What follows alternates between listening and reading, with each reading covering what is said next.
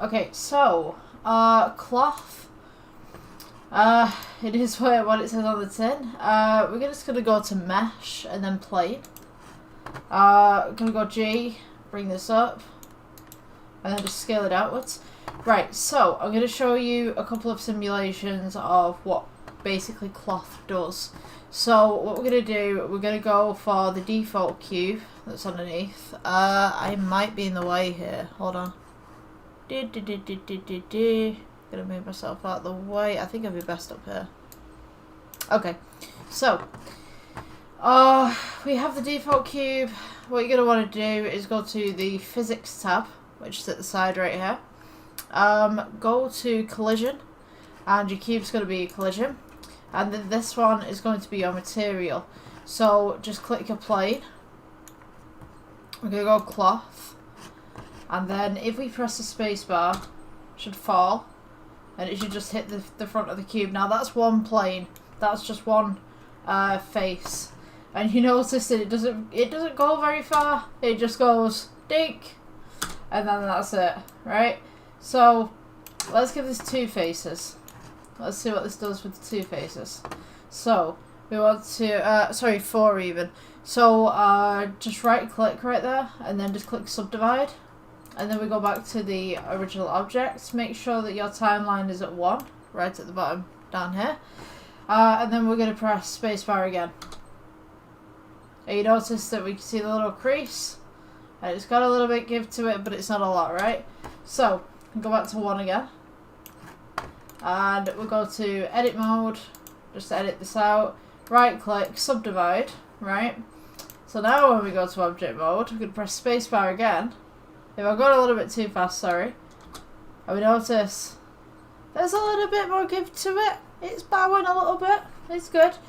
Okay, so you notice that the more faces that we have, the more that your cloth likes to move. So what I'm going to do, we'll go back to part 1 again. And then I'm going to subdivide. That'll be the 3rd time, I think. 4th time subdivide. And then we'll run this simulation again. So down it goes. And you notice that it curves. It caresses that cube so nicely. So you'll notice that there's a lot of it's very pixelized. It's pixelizing a little bit. So what you want to do is right click and then shade smooth. And then this is how it'll look. Now if you notice that there's bumps here. So what that is because you've not got enough subdivisions. The computer's just rendering it essentially in cubes. So what I'm going to do is go back to 0 again. So I don't know how many times I've subdivided now. I think this will be the 5th time, 6th time, 7th time. So the more that you subdivide, the more RAM it's going to take up, and the more that it's going to put pressure on your graphics card and processor. So depending on what your computer can handle, is dependent on how many subdivides that you can do with your materials.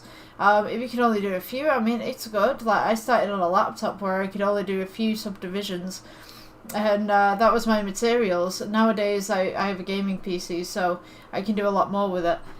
So, I don't know how many times that's subdivided. I think we were on 7, I think, if I am not mistaken. But if we press spacebar again to complete the animation, you notice that it slows down. That's because there's quite a lot of data coming through at once. And, yeah, I just want to show you the basics. Obviously, it's gone straight through.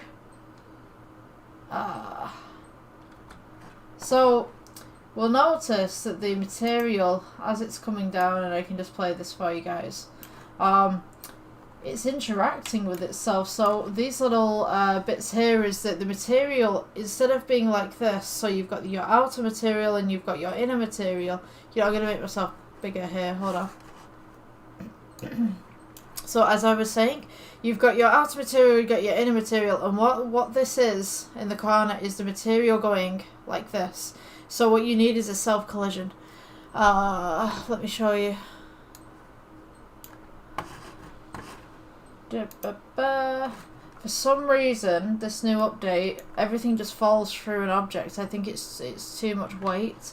I've not quite figured it out with this program, but if you go down to collisions, which is at the bottom here, you want to click self collision, and then you've got your friction. If you put it upwards or downwards, it will alter the way that the material goes. So we'll press spacebar again just to simulate this.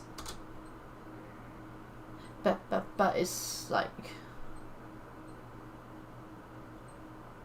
you notice now it's a little bit smoother on the edges. It's not perfect, but it's smoother.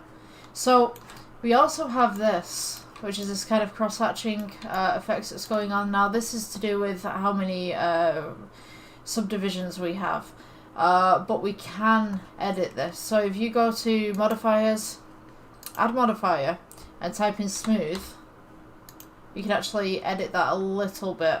Now I wouldn't go all out with this because it can mess up your stuff like it does there. I wouldn't recommend it, but if that's something that you want to use, I mean, that's a minus 10,000, right? But if we put it back to 0, if I can get it there, that's roughly 0. It's a lot smoother. But obviously if you go out on the sides, I guess, it's a little worse. So that's an option for you if you want to use that, but you know, maybe don't. But it's out there if you want it. Yeah, so that's just basic materials for you guys. I hope you enjoyed. Like and please leave me a subscribe. Like, hit that subscribe button. The one that should be flashing right now if Google's working properly. Apparently Google can't understand my accent very well, but please do hit the subscribe button. I'll see you in the next one, and if you're on Facebook, please give me a follow. Bye!